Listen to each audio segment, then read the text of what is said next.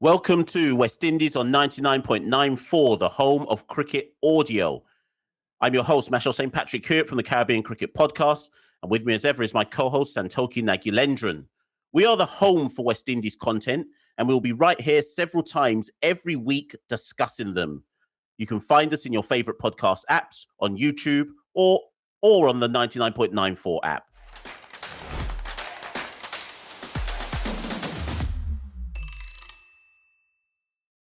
Thanks for joining today's cricket conversation. And today, we're going to be talking about the Future Tours program and what that means for the West Indies going forward. Santokie, take it away. Yeah, Mash. So earlier this month, the Future Tours cycle for 2023 to 2027 was announced. And that's essentially where all the cricket boards come together and agree how many tours they're going to take part, who they're going to play, the amount of tests and white ball games they're going to play. Now, we're here to break down, obviously, West Indies' schedule for the next 4 or 5 years. So just to break down the basic numbers, we're scheduled to play 26 tests, which of the major nations, apart from Sri Lanka, is the least amount of tests. We're going to play 48 ODIs during that period, which is round about average for most sides. And remarkably, we're going to play 73 T20 internationals, which is a lot more than any other side in the world. I think only India come close and they're playing 61. So we're playing 12 more than them. So I guess we're going to break down what does this mean for the future of West Indies cricket. Now, Mash, looking at this from an initial concise point of view, we're obviously playing a lot more T20s than tests. So would you deduce from that the board have decided, all right, white ball cricket, T20 cricket is our strength. It's where we're going to go down that road. Yeah, I think if we're going to play amateur sleuths, you would have to and assume that we were privy to ICC talks, whether that be with Ricky Skerritt, Johnny Grave, whoever it may be representing for West Indies in those meetings. I think a cold, harsh financial decision has been made. Lots has been written about how Test cricket isn't financially viable, not just for us, not for Afghanistan, not for Ireland, not for South Africa, not for Sri Lanka. Basically, everybody outside of the top 3 so-called big 3 nations in world cricket. So for us to suddenly be playing 73 T20s, and there's another aspect to it that you didn't quite mention at the top, Santokie. How much of that decision-making was also about the fact that that might be the only format where we can guarantee players playing? We've just finished an ODI series an ODI summer, where several big names were missing across the ODI fixtures. And that's not to say that names weren't missing across T20s, but it would be fair to say that our pool of talent is greater in T20s than it is in the ODI format and than it is in the test format. So I don't know if I would harbor a guess that a financial and a kind of logistic decision has been taken that we can make more money off T20s, and we can get greater access to players, our international players during the T20s as well. And it's worth pointing out, Santokie, as we probably pivot to England here, because there's a big talking point around England. What's quite interesting to me is that we play England across that 4-year cycle. We play England in more T20s. I think there's 8 T20s that we're going to be playing England in those across that 4-year cycle, with 0 tests versus England at home. So England will be touring us for 8 T20s in that 4-year cycle, and 6 ODIs, but they will not come to us for a test match. I think that probably says a lot. And bear in mind, we know that England's where we make our money, right? And of course, India as well. But in England, let's say England as the historic rivals aren't coming to us for any tests, but are coming to us for white ball series. That probably says a lot about where the game's going. Yes, and that's also a surprising one. It'd be interesting to be a fly on the wall kind of during those discussions between Cricket West Indies and the English Cricket Board, because obviously West Indies had toured during COVID, the first side to tour England during that period, or in world cricket, and done them a massive favour and were rewarded by getting extra games earlier this year in the white ball series. So it's interesting that looking forward, as you rightly said, it's a massive money-making tour. The Barmy Army flies out to the Caribbean, a lot of investment in tourism for the tests in particular. The white ball obviously does generate income, but not the same level as you would have for 15 days of free test match cricket. So it'd be interesting to see whose idea it was, kind of what did it was it something the ECB pushed for? Did Cricket West Indies concede that it wasn't realistic to have that tour, test tour? Because from my point of view, it would seem a no-brainer from Cricket West Indies' point of view that you'd have this test tour to bring in the money and generate those incomes. So you'd imagine it was the English Cricket Board kind of determining. And what would be the reasons for that? Obviously, it's been a competitive rivalry in terms of England haven't been able to win in the West Indies for so many years. They've only won once in, the last 60 years or something.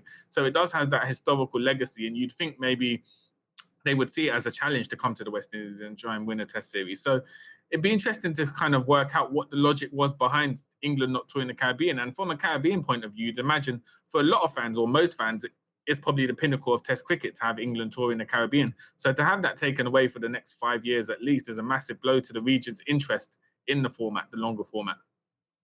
Yeah, it's. I'd love to know for any of the like England cricket fans who listen to West Indies on 99.94. I'd love to know what their views are on this as well, because when you break it down, Santokie, England have won 2 series in the Caribbean since 1968. Like, it's actually what's the right word I want to use here? It's actually offensive that you can go a 4-year period of a test cycle and go, now we're not. And like you say, who knows how the decision came about? But it's offensive to think so much goes into the historic rivalry of the Ashes. But when England go to Australia, they get licked down all the time. So I hear that. I hear that there's a historic rivalry of the Ashes. But if you go somewhere and you're constantly getting licked down, how do you put in that above another place where you're also getting licked down when you come to... You know what, though? Because, I mean, for me, I guess, in terms of test cricket, probably the series against England, home or away, is obviously the biggest tour for West Indies, Mash. I don't know what your opinions are, but if you take this out now, England aren't touring the Caribbean. We're obviously touring England at some point, I think in 2024 for 3 tests. But if you take away that big tour of England and the Caribbean for tests, for you, what is the biggest tour now on this schedule? Do you see it as going away to Australia, someone coming to the Caribbean? Kind of what's the biggest tour other than if you've taken out England now from this equation? So it's actually interesting that you mention Australia, because in that cycle, we're actually, I mean, we're going to Australia this year for 2 tests, but surprisingly, Australia have fit us into the cycle twice. We're going to Australia again in this cycle, in the new cycle. Sorry, go on. Did you? But it came out in the media. The Australian Cricket Board weren't happy about this. Which, if you listen to our last episode, about ODIs, we talk about us being an associate nation. So what's happened is we played Australia at the end of this year for 2 tests, and then just because of a freak of the new cycle starting in 2023 or whatever, we got drawn to play Australia again. The TV broadcasters weren't happy that they were playing West Indies 2 summers in a row. So they tried to move it, which sort of shows our state in the game that they'd rather not play us 2 years in a row because they know the ticket sales aren't going to be high for that one. Listen, when I studied the cycle and I saw we were going there again, I just laughed to myself. I was like, boy, Australia must be so vexed that we're coming to them to soak up their summer with cricket.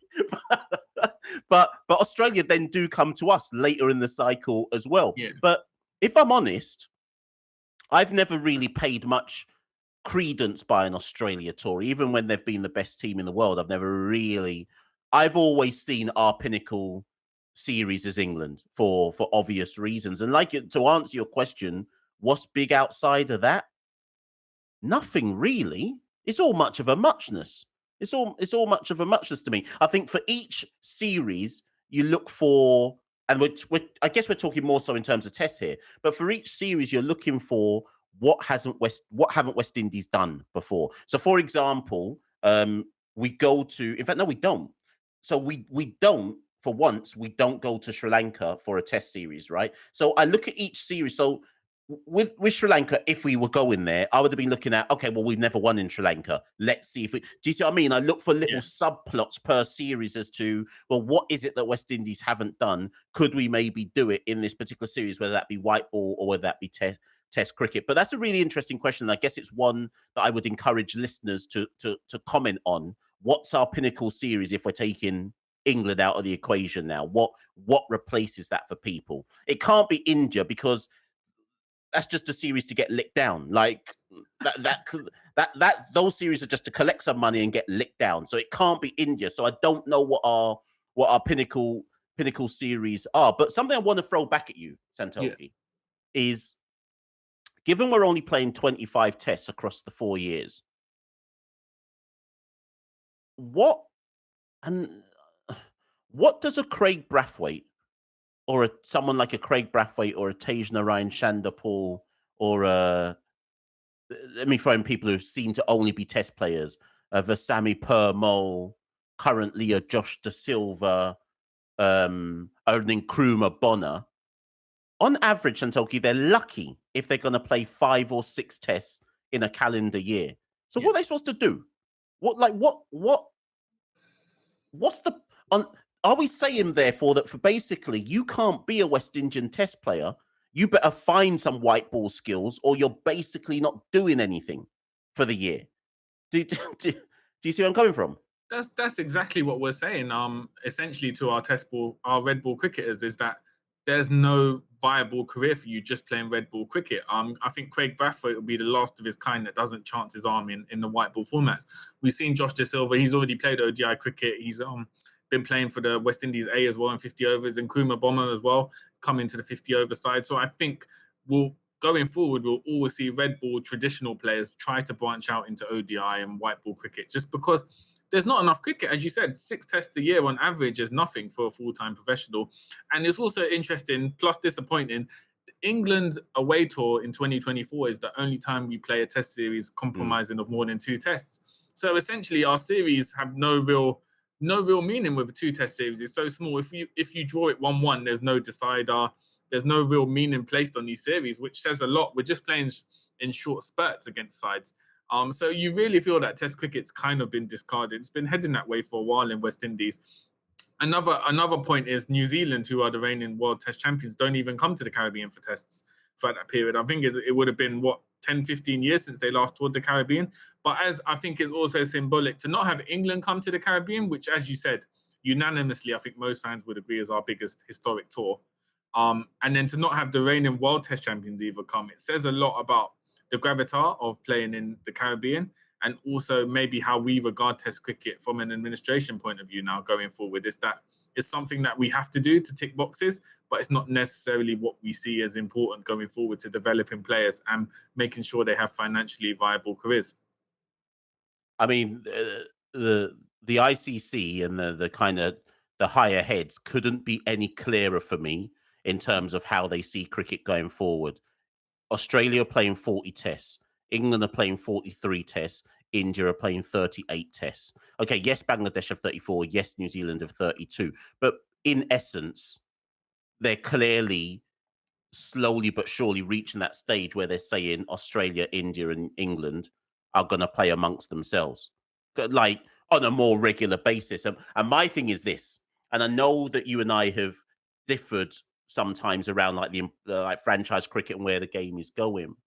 But again, if we keep this half of the conversation primarily on Test cricket, the game has to be very careful, because if we do end up in a situation where the primacy of Test cricket is basically Australia, India, and England playing amongst themselves for quite a majority of it, I think they're the only ones who are getting like 5 Test series, 4 Test series, or whatever it might be, right?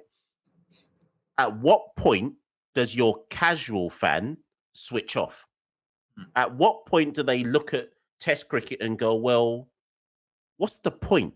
Like, if I'm just seeing the same teams play each other, and you can bill it however you want. You can use Sky Sports and global sports TV companies, broadcast deals all around the world to build it as the Ashes or these are the pinnacle series. But if all the consumer sees is the same 3 teams playing all the time. I'm just intrigued to know if by 2027 people will be looking at numbers and going, there seems to be a decline in viewing. I don't know. Maybe I'm being fatalistic there and assuming something's going to happen, which actually won't happen, and that people actually just want to see elite teams play, and that's that. But because you've spoken before about where you think the game's going with franchise cricket, what I'm intrigued to see where you view how people are going to consume Test cricket then. Yeah, it's an interesting one because, like you said, Mash, I think it's a downward spiral in terms of Test cricket. I don't think suddenly in 2027 we're going to get a schedule for the next 5 years where there's more amount of Tests being played. I think we're going more and more towards franchise cricket. We've seen them pop up, South Africa, UAE. I'm sure there'll be more coming up within the next 5 years. So I think Test cricket in 10 years might just be a luxury preserve. So you might get, the Ashes come about, India, Australia. But for West Indies, boy, I can only see it getting less and less to the point where we are just literally a white ball side. I don't think Test cricket will ever completely go from West Indies, but seems to be reducing across the time period. So it is sad to see because I think the legacy of Test cricket, for instance, when we won away in Bangladesh in 2021, it can't be replicated outside of maybe winning a white ball World Cup. Just that kind of the legacy and the kind of effort it needs to take to win a Test series, and it kind of stays in you remember a Test century more than you remember a bilateral century, is my thing. 100%. So for me, it is a shame to see that kind of disappear, and I think that's just the way it's going. West Indies financially, I just don't think we are in a position where we're fortunate enough to play regular Test cricket. Let's pivot the conversation to ODIs briefly, because we are playing 48 ODIs. And the reason it's worth pivoting to ODIs is because there's been so much talk in recent months about all these different cricketers and administrators coming out saying, ODI cricket, it's the format that should go, or no, it's still a good format of cricket, or Moeen Ali saying, I can see it disappearing. Lots of teams are still playing a lot of ODI cricket in this cycle and are scheduled to. But here's my question. Once this World Cup happens in 2023, which we may not even feature in if we get licked down in the qualifiers, there's no more ODI Super League. So what is the point of all these ODIs? Like there's no, and again, I'll come back to something you've said to me before, and we've often said on Caribbean Cricket Podcast. If you don't have an ODI Super League, all of those ODIs, those 48 ODIs we're playing, what are they other than glorified friendlies? What's the purpose of them? And we're already terrible enough in them as it is. So what's the purpose? What are we getting out of playing 48 ODIs with no meaning behind the wins and the losses? Simple. It just comes down to TV rights. You fill up 8 hours of airtime with an ODI. So for me, that's the only logical reason why they've scheduled so many ODIs. Because broadcasters would obviously prefer that. You get 8 hours of TV to fill up schedules. You get advertisements. And so from a financial point of view, it makes sense to have ODIs continue because it provides a full day of entertainment for TV companies. From a competitive point of view, as you said, I don't see the point. When people are calling for the death of ODI cricket, essentially, for them to increase the amount of ODIs being played, but it's purely financial. And I think that's the balance cricket has at the moment. You've got essentially what people want from a competitive point of view, so Test cricket, that kind of thing, but what TV broadcasters, corporate people want. And it's kind of skewing cricket in a way where it's kind of losing what people fell in love with the game in terms of adding kind of what brings in more money. Because for me, I don't know your opinion, Mash, 73 T20Is doesn't fill me with great joy because most of those, they'll be bilateral games. So they don't have that value. T20s, I mean, we've seen it. Unless you're actually at the match, if you play a five T20I series, say for instance against India, if you're watching it on TV, it all sort of just molds into one after a while, and you sort of lose interest in it. Which, as I said, Test cricket doesn't really do that because Test cricket seems to be more memorable. So for me, 73 bilateral T20s, while it'd be good for our players, from a fan point of view, I can see a lot of fans losing interest in watching those. Right, and so here's the thing. So whilst you're saying that, I went and brought up the Future Tours program, right? And here's the thing, Santokie. In 2023, let's look at 2024. Sorry, so just after what World Cup is that one? I think that's the ODI World Cup. Just after the ODI World Cup finishes, England come to us to play 3 ODIs. This is in December. 3 ODIs and 3 T20s, right? So in fact, maybe not use England. Let's use Australia. Sorry. We go to Australia at the start of January in 2024, start of 2024, to play 2 tests, 3 ODIs, 3 T20s. Now, yes, there's an argument it's Australia, and some players would see that as the pinnacle. But I also know that in January into February, which is how long that tour is supposed to last, and then apparently we go straight to Pakistan, February into March, right? But Santokie, I swear that UAE League is now in that period of time, and that South Africa League is now in that period of time, right? Yeah. Which West Indian player do you know who gets bought in that UAE or South Africa League? So presuming that they don't go bust and they're still about in 2024, right? Who's turning that down to play 3 meaningless ODI or 3 meaningless T20 bilaterals where there's nothing on the line? It has no purpose. You're not getting relegated. You're not getting promoted. It's not part of a league system, but you could instead go collect the big bag in South Africa or do you see where I'm coming from? Like it's not tallying up in my head. Yeah, no, it's this is the thing, like with so many franchise leagues coming up and West Indians are bound, like the top West Indian players are going to be featuring in them. It's hard to see how you kind of get them to commit to playing for West Indies, like you said, in bilaterals and the ODIs. So we could reach a point where we've essentially got our top level players playing in franchise cricket and then almost like an A-team reserve side going out and playing bilaterals in the name of West Indies. Like, for instance, we could have a Yannick Correa be our star all-rounder for West Indies, where you got like Romario Shepherd and Odean Smith will be playing in a franchise league at the same time. So it could create a weird 2-tier system within West Indies cricket where the best players aren't actually playing for West Indies, which we've seen with Narayan and Russell, but to a greater extent, more players being involved in that. Yeah, it's a super important topic for people to get to grips with, because every time we try and kick the can down the road, it's not solving the issue. So I am predicting that will be the crunch time. That will be the crunch time when we next come to this debate. What I would say is I don't think it will affect tests. So I do think that the primus, because we don't play a lot, I do think, like, let's pick a Carl Mayers. I do think a Carl Mayers would turn around and say, well, you know what? A 2-test match series in Australia trumps the big bag in South Africa because of the historic relevance of Test cricket, and West Indies ain't even playing all that much cricket. But I could then see him saying, boy, I'll come for the 2-test match series, but drop me out for these white ball series. I want to go collect my bag now in whichever league it is that they're going to go to. Okay, so I do think that if we keep kicking this can down the road, we're going to reach a point where ICC is in crisis. But, well, I say ICC, West Indies is in crisis because it won't affect India, because India can field 3 different teams. And also they don't let their players play outside IPL anyway. So it's not affecting the bigger sides per se. But for West Indies, I think this is a serious. We've already seen with Evan Lewis and Shimron Hetmeyer that they're slowly but surely going down the same route as a Dre Russ and a Sunil Narayan. So when you reach that, I guess when you reach that upper stratosphere of a T20 star or contract, what's the so as much as there's criticism of Andre Russell, now you can see why a Dre Russ turns around and goes, boy, I'm not turning up. But you see, just before World Cup, I'll turn up. What's to stop now the next set of upper stratosphere players? Not everyone can be the captain like Nicholas Pooran and have to play. So what stops the next sphere of players saying, well, boy, I'll turn up for World Cup. I'm not really turning up for some random series, Santokie. Yeah, well, it's a bleak outlook, but I think that's the way it's heading. Now, how can we can't compete to offer big contracts to West Indian players. You can't deny them to make their bag in franchise leagues.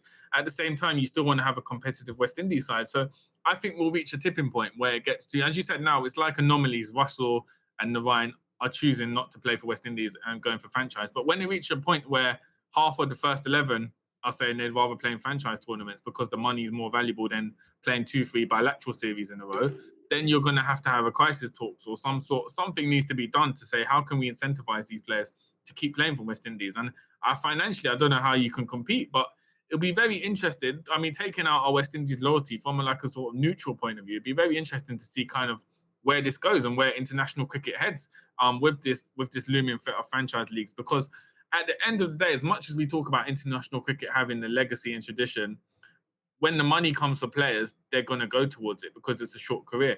So how do you turn that around? How do you get players? How do you change that mindset? It's going to be interesting to see.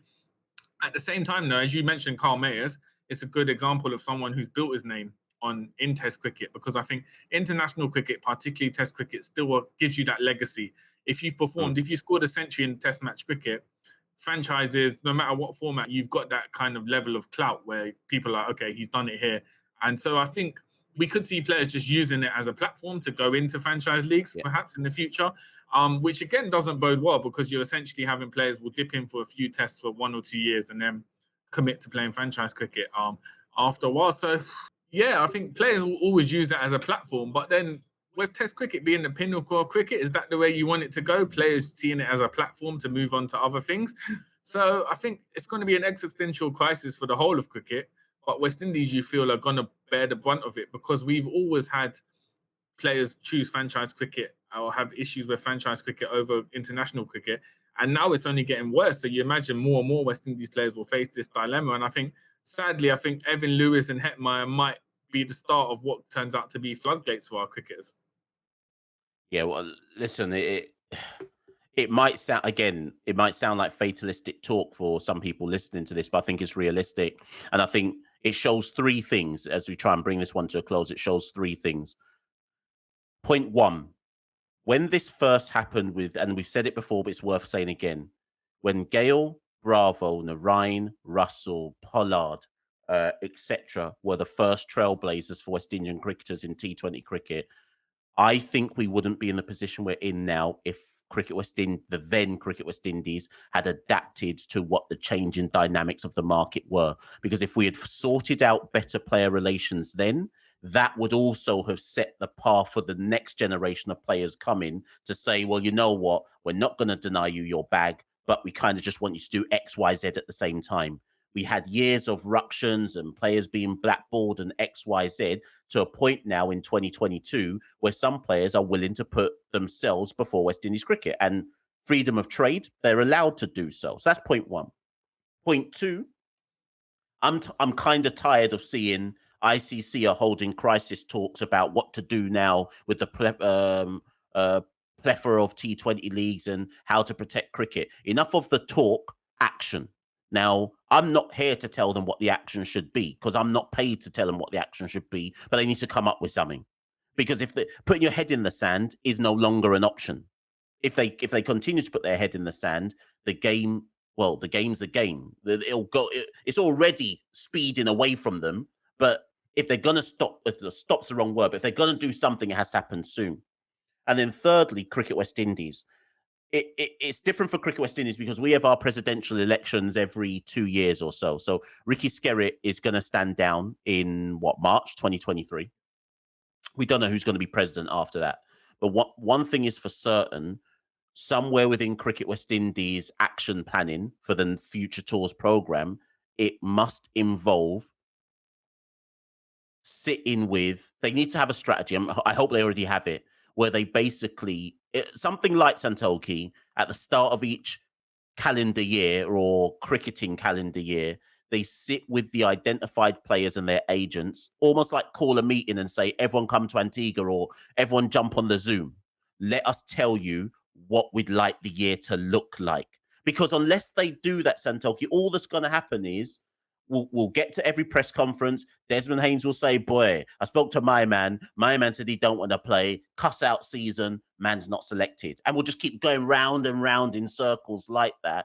And I don't see any way around it other than sitting with your Evans, your Carl Mayers, your Jason Holders, your Dre, forget Dre Russ and Narain now. The next generation, the Hetmeyers, etc., the Rutherfords, the Shepherds, the Old Dean Smiths, and saying, listen, 2023, our calendar's looking like so. Ideally, this is what we want. You lot go back with your agent, come back to us with what you think you can do, and let's try work out and jiggle round and come up with some kind. If we don't do that, Santokie, we're in problems. Yeah, 100%. And I think that's a great idea, Mash. It'll be interesting to see it, if anything's implemented, if these kind of discussions happen between players and board. But yeah, as you said, it seems like a turning point for cricket. I mean, I know there's been a lot of scaremongering in the past few years about death of Test cricket, where's cricket going? But it does feel like we are in the midst of a real turning point. So it'd be interesting to see from a West Indian and a global point of view, kind of where cricket goes, Mash. Most definitely. And I mean, no, I was about to add another point, but you know what, people? Let's. I think that's a lot. That's a lot for people to take on board, and this is one of those more serious topics where we hand this back to you now, the listeners, and do get in. If you're watching this on YouTube, do get in the comments below. If you listen to this on the 99.94 app or streaming platform of your choice, do come and get involved. Twitter, send us some comments because we're intrigued to know what people's views are on this in the specific West Indian dynamic, because our dynamic is different to the English dynamic. It's different to the Australian dynamic. We have a very specific issue as well as a talent drain going on in general in the Caribbean. So where do we fit going forward? But Santokie, it's goodbye from me. Is it goodbye from you? Yeah, it's goodbye for me, and we'll catch you on the other side, guys. Stay locked in, people.